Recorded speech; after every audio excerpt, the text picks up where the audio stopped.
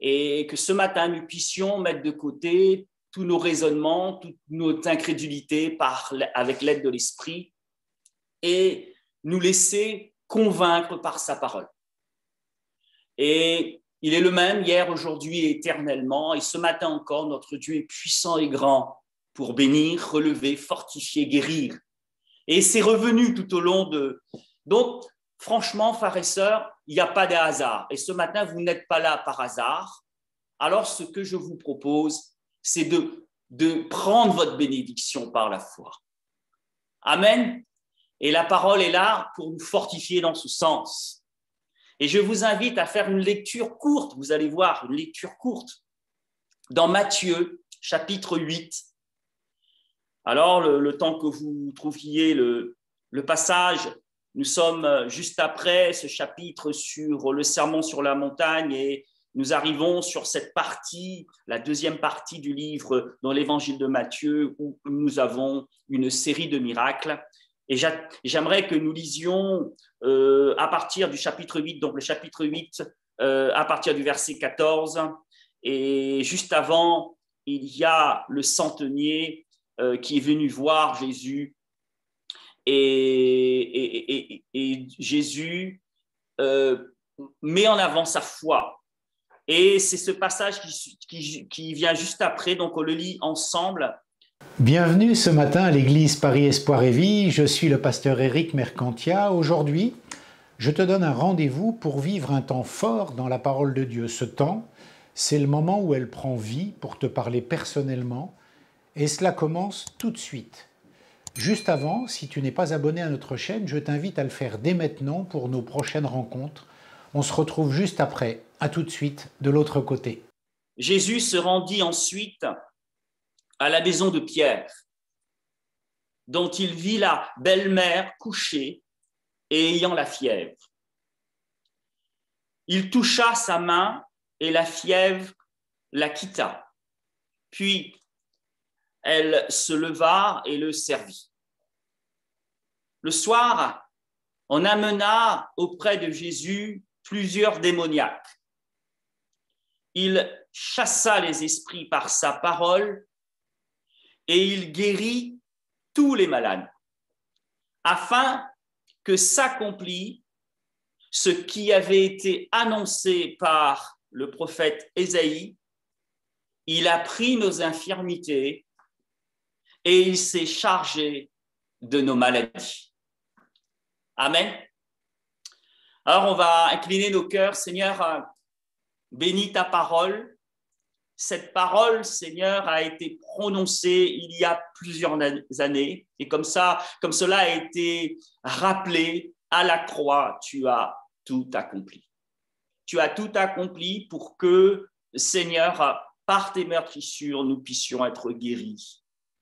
Que nous soyons guéris aussi de nos maladies et de tout ce qui nous tient encore enchaînés. Ce matin, Seigneur, par ton esprit, que tous ceux qui, Seigneur, sont là puissent entendre ta parole et que cette parole puisse, Seigneur, accomplir, Seigneur, ce pour quoi tu l'as, Seigneur, tu nous as transmis, c'est-à-dire ta volonté. Et que ce matin, personne ne se prive, Seigneur, de ta bénédiction et que par la foi, il puisse, Seigneur, se saisir de ce que tu veux lui donner ce matin par le nom puissant de Jésus.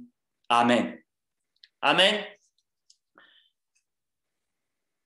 Un des chants disait « Il a brisé mes chaînes, il a pris ma place. C'est par la croix que je suis libre. » Alors, frères et sœurs, il y a des chaînes en argent, il y a des chaînes en or, avec des pierres précieuses, il y a des chaînes de télévision, et il y a des chaînes qui nous rendent esclaves. Il y a des chaînes qui nous rendent esclaves. Et frères et sœurs, c'est pour cette raison que ce matin, je crois qu'il y a une disposition particulière et le Seigneur veut bénir. Dieu, ce matin, il nous parlait de briser des chaînes qui nous rendent esclaves. Alors, pour vous illustrer, j'aimerais vous parler de l'histoire d'un jeune homme. Il s'appelle Jules. Lors des vacances dans le sud de la France, Jules est invité à un technival. Alors, je ne sais pas si vous savez ce que c'est, un genre de fête bizarre avec des chants psychédéliques. Dans cette ambiance festive, il est invité et il consomme pour la première fois de la drogue dure, vous savez, j'ai du mal à le dire, hein, alors l'ecstasy, et de la cocaïne pour la première fois.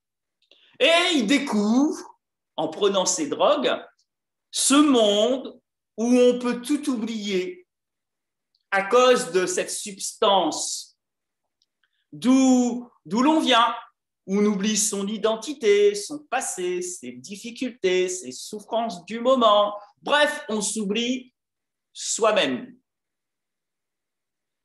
Et ce qui s'est passé, Jules, il a aimé tout de suite ce milieu où il pouvait être quelqu'un d'autre.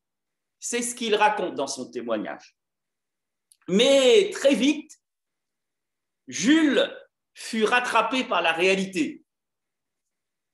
On ne touche pas impunément aux drogues dures.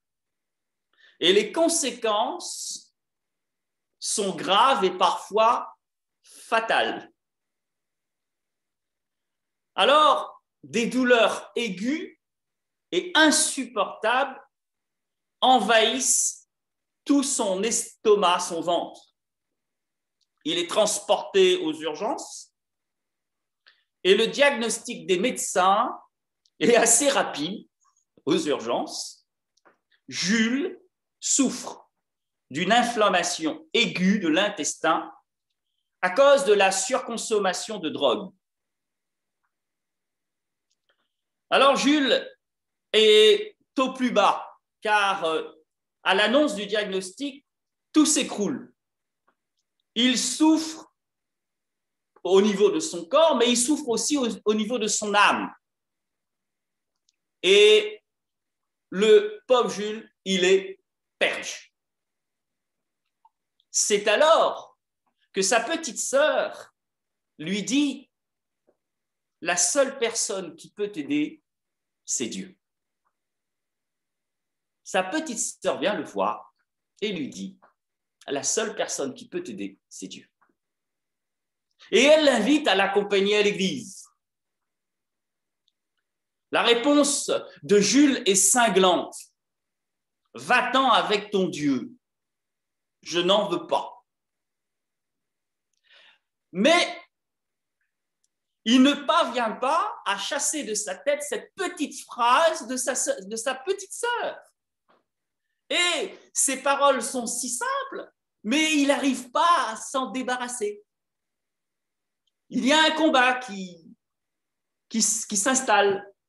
Alors, il prend la décision d'aller à l'église, juste pour voir, dit-il. Il assiste à la réunion et à la fin, le pasteur demande aux personnes qui veulent changer de vie de s'avancer et d'accepter Dieu dans leur vie.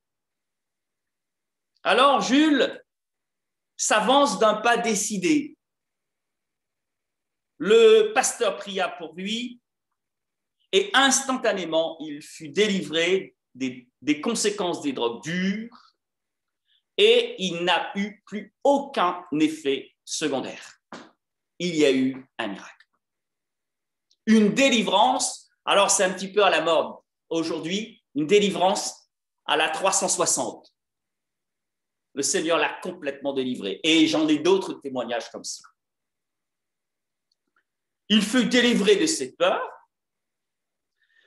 de sa paranoïa, de ses angoisses.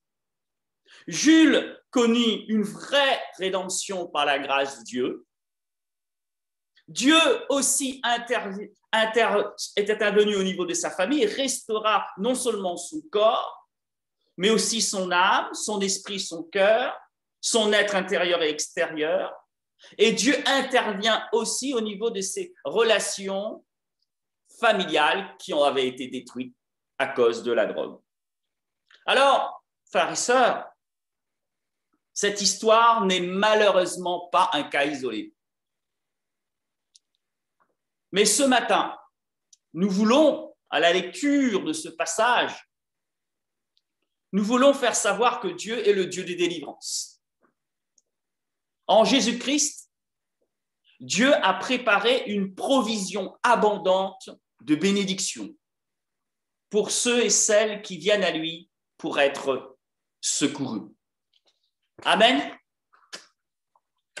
Et les dispositions, et là on va parler de la croix. Il y a quelque chose d'unique qui s'est passé à la croix. C'est un sacrifice unique. C'est une œuvre unique, extraordinaire, qui change le visage de l'humanité et qui change le visage de l'univers tout entier. Et les dispositions rédemptrices de Dieu en faveur de l'homme, écoutez bien, autrement dit, les bénédictions qui découlent de l'œuvre de Christ à la croix sont aussi vastes que les conséquences du péché ou du mal. Jules a eu besoin de s'approcher de Dieu pour goûter à la délivrance. Et quelle délivrance! À cause de la drogue, à cause d'une vie dissolue, il s'est éloigné de Dieu. Mais Dieu, dans sa grâce, l'a délivré.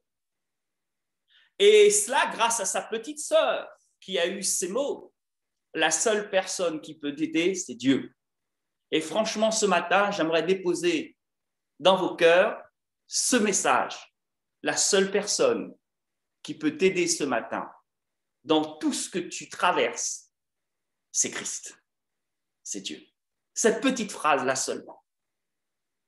Et frères et sœurs, à l'écoute de cette histoire, ne sommes-nous pas envahis d'un sentiment d'espoir et d'espérance? Oui, c'est possible. C'est possible. Alors, je ne sais pas ce qui s'est passé cette semaine et vous vous êtes peut-être dit, c'est fini. Eh bien, moi, ce matin, le Seigneur m'a mis sur mon cœur, franchement vous dire, je ne m'attendais pas du tout à ce que ce soit cette prédication que je vous apporte ce matin. C'est ça qui est venu sur mon cœur et le Seigneur m'a encouragé au travers de tous les chants. Et je n'ai pas envie ce matin de vous dire autre chose, ne passez pas à côté de la bénédiction. Et je veux vous dire que la seule personne qui peut t'aider ce matin, c'est Dieu, et c'est possible, car Dieu est le Dieu de l'impossible. Amen. Si Jules avait continué sur sa voie, et que dans cet acte d'amour, de cette petite parole, il avait décidé de fermer complètement la porte, je crois que Jules serait probablement mort. Il serait mort. Mais dans sa grâce, Dieu est venu à son secours. Et s'il était mort à cause du péché, il aurait rencontré sur sa route le Dieu qui juge le péché. Et il aurait eu à rendre compte de ses actes. Mais Dieu a changé sa vie. Amen. Alors, Dieu lui a fait grâce, il a été délivré du mal qui le détruisait. Il fut complètement guéri par un Dieu miséricordieux dont les dispositions rédemptrices est aussi vaste que les conséquences du péché. Autrement dit, frères et sœurs, en Jésus-Christ, par la foi, le chemin vers la délivrance du corps, de l'âme et de notre esprit est possible pour une vie meilleure, abondante et éternelle en Jésus-Christ. Alors, la première pensée que j'aimerais mettre dans vos cœurs, puisque, frères et sœurs, et c'est la parole de Dieu qui le dit, puisqu'en Jésus-Christ, puisqu'à la croix, Christ a tout accompli, puisque les dispositions, les bénédictions de Dieu à la croix sont aussi vastes que les conséquences du péché, du mal, et je ne sais pas de quel mal vous souffrez ce matin, proclamons ensemble que notre Dieu est un Dieu de délivrance pour celui qui met en lui sa confiance. Alors, approchons-nous de lui avec assurance pour être secourus ce matin dans tous nos besoins. Et ce matin, à la lumière de ce passage simple, encourageons-nous et fortifions notre foi. Alors, que révèle ce passage? Que révèle ce passage? Ce passage révèle, l'Écriture révèle que la volonté de Dieu, les dispositions rédemptrices, les bénédictions abondantes en réserve pour le croyant sont pléthores, sont nombreux. Et lorsque nous lisons ce passage, il y a une parole prophétique. La réponse, nous avons dans ce passage, il est dit, il a pris nos infirmités et il s'est chargé de nos maladies. La première chose à comprendre, frères et sœurs, lorsque ce texte-là a été écrit pour nous ce matin, que devons-nous comprendre? Dieu se déclare comme le Dieu qui guérit. Parce qu'en Jésus-Christ, la guérison est acquise. C'est ce que dit ce verset. Cette promesse, il a pris nos infirmités, il s'est chargé de nos maladies. Nous la retrouvons, comme je vous l'ai dit en introduction, dans le livre du prophète Ésaïe au chapitre 53. Et de qui s'agit-il le « il » ? Il a pris, nous le savons, il s'agit d'un serviteur. Quand nous lisons le texte d'Ésaïe, il s'agit d'un serviteur. Mais qui est ce serviteur qui a accompli un acte unique afin de nous permettre d'être délivrés de nos infirmités et de nos maladies? Lorsque nous lisons ce texte, nous découvrons, à la lumière de la révélation de toute la parole de Dieu, nous découvrons que c'est Jésus-Christ. Et comme cela a été dit tout à l'heure lors de la Sainte Seine, c'est vrai que les disciples, ils n'ont pas tout compris tout de suite. C'est vrai que ce n'était pas évident. Hein. Ils l'ont compris après. Et d'ailleurs, aujourd'hui, c'est sur le témoignage de ces apôtres que notre foi se fortifie. C'est Christ qui a pris nos infirmités, il s'est chargé de nos maladies. Et qu'en vertu de ce qu'il a fait, nous pouvons par la foi demander notre délivrance et notre guérison. Amen. Ce court passage de Matthieu nous parle de Jésus qui non seulement a guéri la belle-mère de Pierre, mais je ne sais pas si vous avez noté les versets qui ont suivi, qui sont courts, mais remplis d'espérance. Qu'est-il écrit? Le soir, on amena auprès de Jésus plusieurs démoniaques. Il chassa les esprits par sa parole et il guérit tous les malades. Waouh! C'est pas écrit il guérit quelques malades. Il est écrit il guérit tous les malades. Ces paroles nous montrent, frères et sœurs, que Jésus-Christ a une autorité sur les démons. Et aujourd'hui glorifié, il est assis à la droite du Père. Toute autorité lui a été donnée dans le ciel et sur la terre. Et nous sommes co-héritiers avec Christ, enfants de Dieu, et il est notre sauveur, le berger de nos âmes. Les mauvais esprits lui sont soumis. Il a autorité sur les maladies. Et il est dit tout. Donc, tous ceux qui venaient à Jésus recevaient de sa part délivrance, sans exception. Mais, on est d'accord, comme pour Jules, il faut venir à Jésus. Il faut venir à lui pour recevoir la guérison. Et je reprends cette petite phrase de la petite sœur de Jules, lui seul sait de quoi nous sommes vraiment malades et il n'y a que lui qui sait quel est le meilleur remède. Et je peux vous dire que son remède est efficace à 100%. Alléluia. Donc ce matin, frères et sœurs, il est important, il importe de venir à Jésus pour recevoir la délivrance. Donc il s'agit, là il y a une question, il s'agit d'obéissance, obéissance à sa parole par la foi. Vous savez, nous rencontrerons toujours des éternels sceptiques. Dommage pour eux. S'ils ne veulent pas croire, désolé. Heureusement que Jules, lui, il n'a pas campé sur sa position. C'est vrai qu'il y a eu un moment de combat. Et d'un autre côté, heureusement que sa petite sœur n'a pas douté aussi de la capacité de Dieu à guérir son frère. Et sa petite sœur a témoigné. Le témoignage de sa petite sœur fut déterminant. Et ce matin, je l'espère du profond du cœur que la prédication de la parole sera déterminante pour vous ce matin. La seule personne qui peut t'aider ce matin, c'est Dieu. Elle avait raison, la petite sœur. Hein? Vous êtes d'accord avec moi? Et moi, je vous dis que ce matin, cette vérité est toujours valable. Alléluia. Le ministère en tant ministère de Jésus, et écoutez bien, frères et sœurs, le ministère de Jésus en tant que fils incarné de Dieu était et demeure l'exacte représentation de la nature et du caractère de Dieu. Il est venu pour nous faire connaître le Père.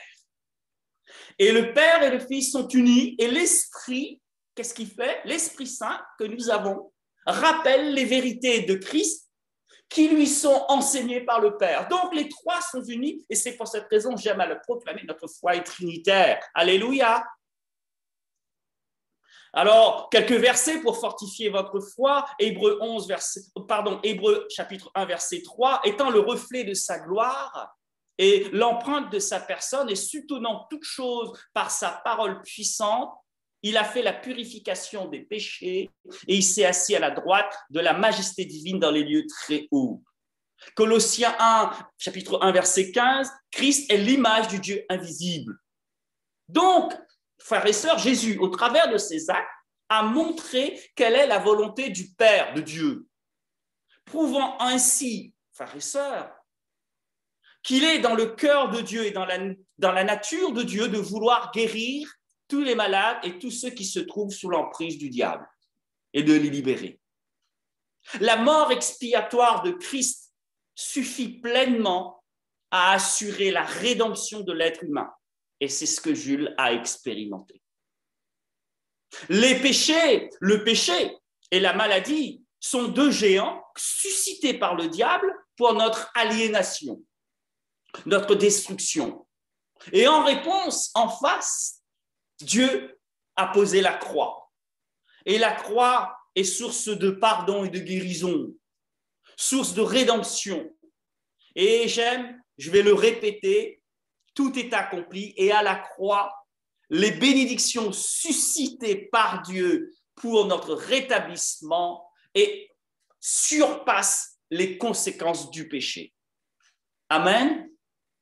Donc, nous qui sommes croyants et ceux qui ce matin se sont joints à nous et qui entendent l'évangile ce matin, avec humilité, marchons dans la sanctification et avec foi et cherchons à recevoir une pleine provision offerte par Christ à la croix, y compris la guérison du corps.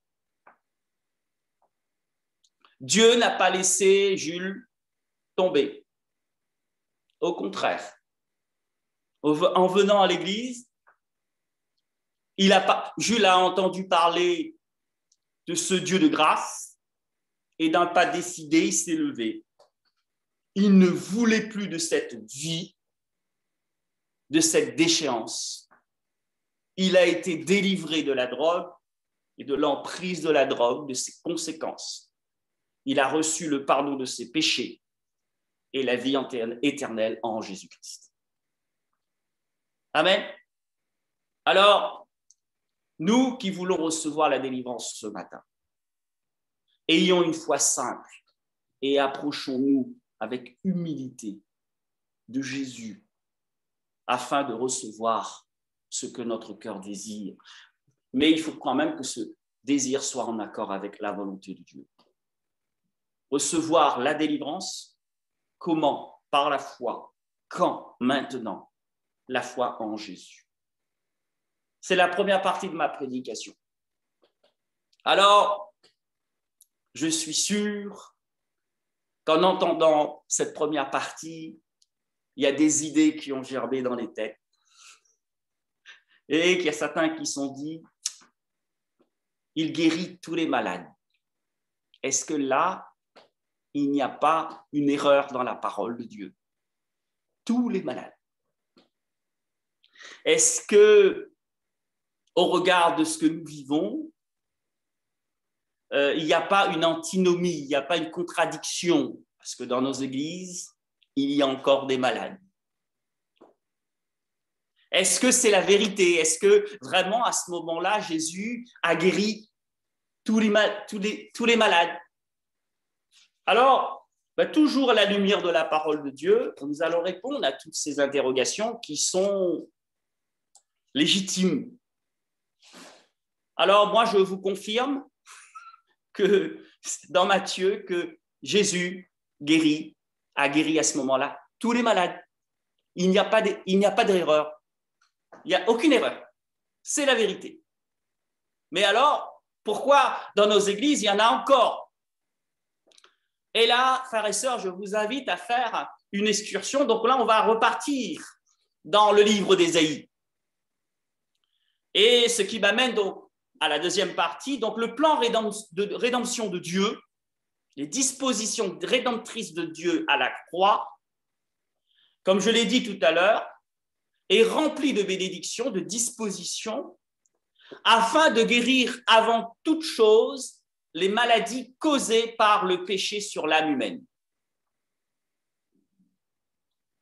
Alors, ce chant disait, mais il était blessé pour nos péchés, brisé pour nos iniquités, le châtiment qui nous donne la paix est tombé sur lui, et c'est par ses meurtrissures que nous sommes guéris. Il y a des chants qui le reprenaient. Alors, frères et sœurs, comment comprendre ce passage de tout à l'heure afin que s'accomplisse ce qui avait été énoncé par Ésaïe? Il a pris nos infirmités et il s'est chargé de nos maladies. Et ce passage, c'est par ses meurtrissures que nous sommes guéris. Alors, quand on étudie le livre du prophète Ésaïe, je vais vous parler d'un chant lexical. Alors, c'est quoi un chant lexical?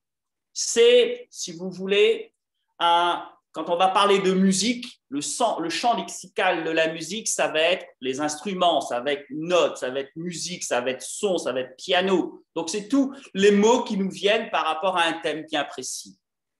Alors, Ésaïe utilise une métonymie. Alors, c'est quoi une métonymie?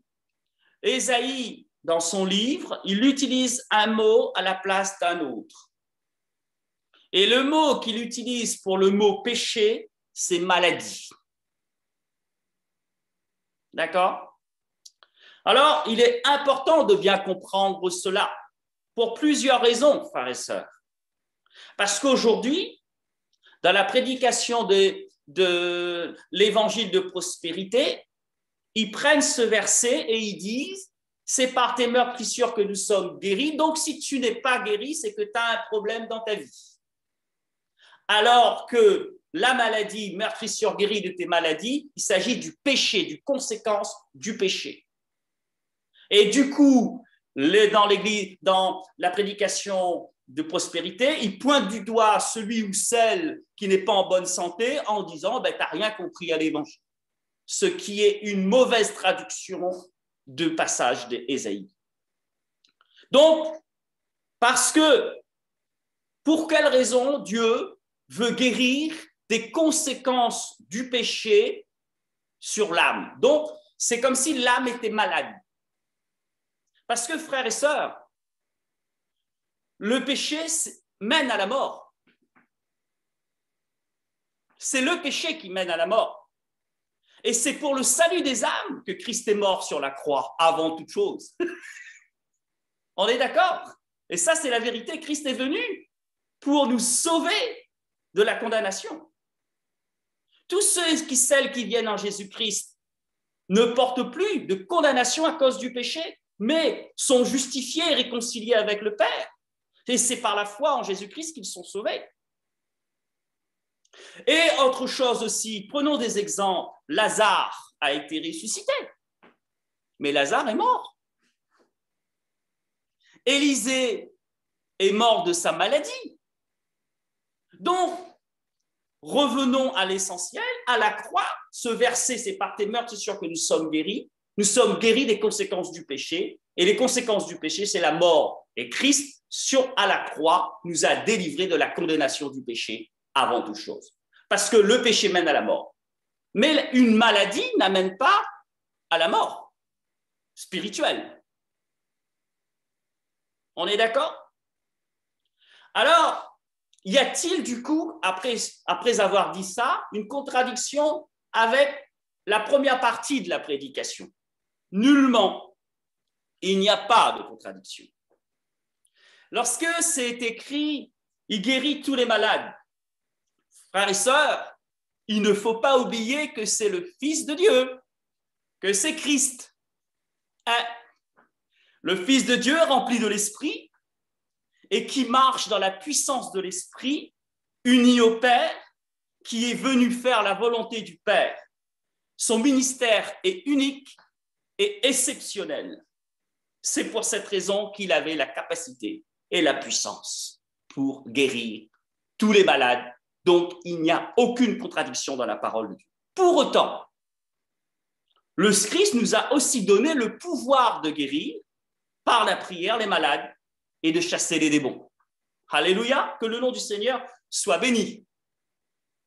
Alors, pour répondre aux questions, mais comment se fait-il que?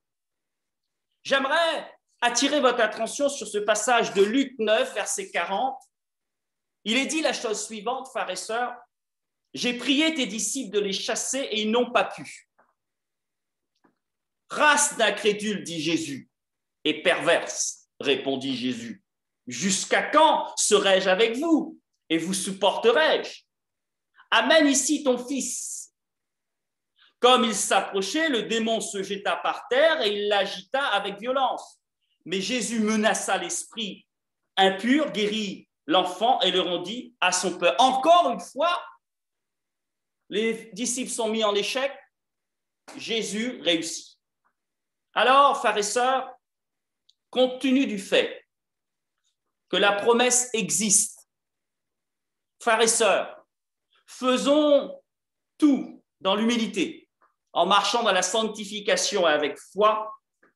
Et je vous invite ce matin à chercher à recevoir pleinement provision offerte par l'expiation de Christ, y compris la guérison du corps. Alors, pour quelle raison les disciples n'ont pas pu chasser ce démon?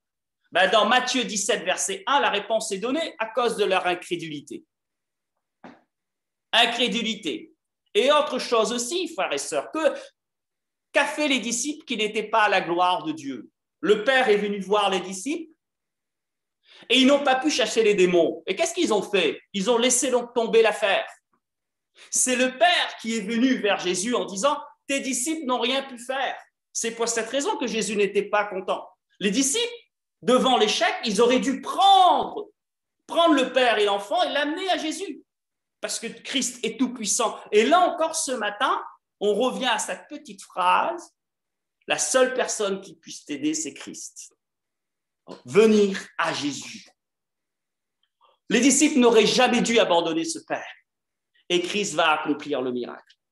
Au chapitre 9, sur le même sujet, sur ce même miracle, Marc nous donne une information supplémentaire. Jésus demanda au Père combien y a-t-il de temps que cela lui arrive-t-il?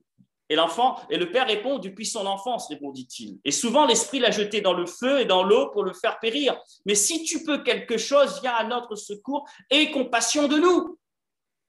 Jésus lui dit, si tu peux, tout est possible à celui qui croit. Aussitôt le Père de l'enfant s'écria, je crois. Viens au secours de mon incrédulité. Jésus, voyant accourir la foule, menaça l'esprit impur et lui dit, esprit muet et sourd, je te l'ordonne, sors de cet enfant et n'y rentre plus. Quand Jésus fut entré dans la maison, ses disciples lui demandèrent en particulier « Pourquoi n'avons-nous pas pu chasser cet esprit ?»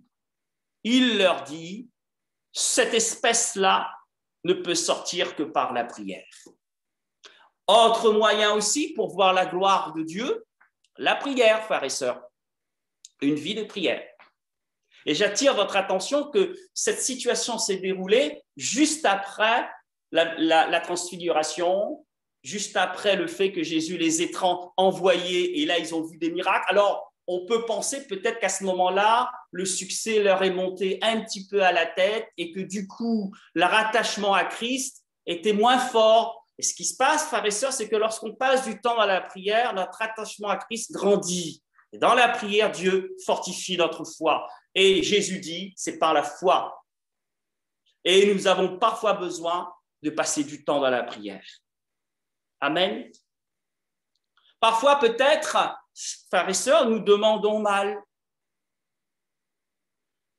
Vous demandez, vous ne recevez pas parce que vous demandez mal dans le but de satisfaire vos besoins.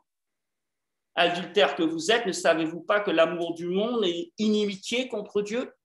C'est donc celui donc qui veut être ami du monde se rend ennemi de Dieu. Peut-être que nos demandes ne sont pas à la gloire de Dieu aussi. Peut-être aussi, frères et sœurs, que dans nos relations avec les autres, ça ne va pas très bien, alors que Dieu nous appelle à aimer notre prochain et nos ennemis, et à l'aimer lui. Et nos relations peuvent être des obstacles à l'accomplissement de la prière. Nous pouvons aussi, frères et sœurs, avoir une certaine complaisance avec le péché dans nos vies. Mais ce sont vos crimes qui mettent une séparation entre vous et notre Dieu. Ce sont vos péchés qui vous cachent sa face et l'empêchent de vous écouter. Ésaïe 59, verset 2. Mais, frères et sœurs, si notre cœur ne nous condamne pas, et si le Saint-Esprit n'est pas attristé, que votre vie est conforme à la parole de Dieu, frères et sœurs, sachant que Dieu ne tarde pas dans sa promesse, et il exaucera au moment opportun. Et si d'aventure, frères et sœurs, nous perdons un être cher à cause de la maladie, si cet être cher habite sa vie dans les mains de Dieu, nous le reverrons bientôt. N'oublions jamais, Dieu règne pour la durée des temps et il est au contrôle de tout. C'est pour cette raison, frères et sœurs, que nous ne cesserons jamais de prier pour ceux qui souffrent dans leur corps, car rien n'est impossible à Dieu. Il est puissant pour guérir, mais c'est lui qui commande. Mais avant toute chose, avant toute guérison physique, frères et sœurs, et j'espère que nous l'avons compris, c'est celle de notre âme qui importe Dieu le plus. Dieu veut nous pardonner du péché par la foi, car Christ a tout accompli à la croix par sa mort expiatoire, afin que la condamnation qui pèse sur nous soit levée. Quel dommage, frères et sœurs, quel dommage de voir encore des chrétiens, alors que depuis tout à l'heure, je vous dis qu'à la croix, les dispositions rédemptrices, les bénédictions qui coulent de la croix couvrent toutes les conséquences du péché. Quel dommage de voir encore des chrétiens empêtrés dans l'adultère, des chrétiens empêtrés dans le jeu, passent du temps sur les vidéos, empêtrés dans des chaînes qui les rendent encore esclaves, alors que Christ a tout accompli à la croix. Quel dommage de voir encore des chrétiens liés par la colère, par le manque d'amour, alors que Christ peut le délivrer. Frères et sœurs, dans le psaume 60, il est dit la chose suivante, c'est par Dieu que nous accomplissons des exploits. Donc, je terminerai par cette petite phrase de la sœur de Jules. La seule personne qui peut t'aider, c'est Dieu. Alors, chassons toute incrédulité dans nos cœurs, tournons-nous vers lui et laissons cette parole agir dans nos cœurs afin que son nom soit glorifié et ne passons pas à côté de la bénédiction. Amen. Que le nom du Seigneur soit béni. J'espère que ce message t'a fait du bien et t'a encouragé. S'il t'a inspiré, eh bien c'est simple. Tu vas juste en dessous, dans la description, où tu peux recevoir notre newsletters ainsi que t'inscrire à nos cultes et réunions de semaine. N'oublie pas non plus de t'abonner à la chaîne. Je te souhaite bon succès dans la suite de ton aventure. Comment continuer à vivre sa foi sans église locale quand cette pandémie nous en prive? À cause de cela, tu souffres peut-être de solitude parce que ton assemblée est fermée et qu'elle le restera et tu ne connais qu'un seul modèle de vie d'église. Et tu ne crois pas au digital, la technique te fait peur, tu penses que Dieu n'est pas dans le numérique ou que ce n'est absolument pas biblique. Tu te demandes bien comment faire pour continuer à vivre une vie communautaire comme avant ce virus. Depuis plus d'1 an, la pandémie nous a forcés à réinventer nos rassemblements et j'ai une excellente nouvelle pour toi parce que nous avons réussi. Après avoir passé plus d'1 année à nous rassembler en ligne, nous pouvons remarquer que la plupart de nos craintes se sont envolées et qu'il est possible de vivre notre vie de foi exactement de la même façon et avec les mêmes résultats. Malgré les circonstances, nous vivons la même effusion de l'esprit pendant nos jeûnes et prières en ligne. Nous prions et prophétisons exactement de la même façon. Nous pouvons même oindre d'huile les malades et pratiquer ce que la Bible nous enseigne sans difficulté. Alors, s'il était possible de poursuivre notre route sans passer par le présentiel qui peut de nouveau s'arrêter, l'apôtre Paul n'était d'ailleurs pas toujours présent au milieu des lecteurs de ses épîtres et pourtant, c'est justement ce que nous te proposons de partager dans nos lives auxquels nous t'invitons aujourd'hui. Il te suffit de cliquer sur le lien, sur le bouton juste en dessous. À très vite.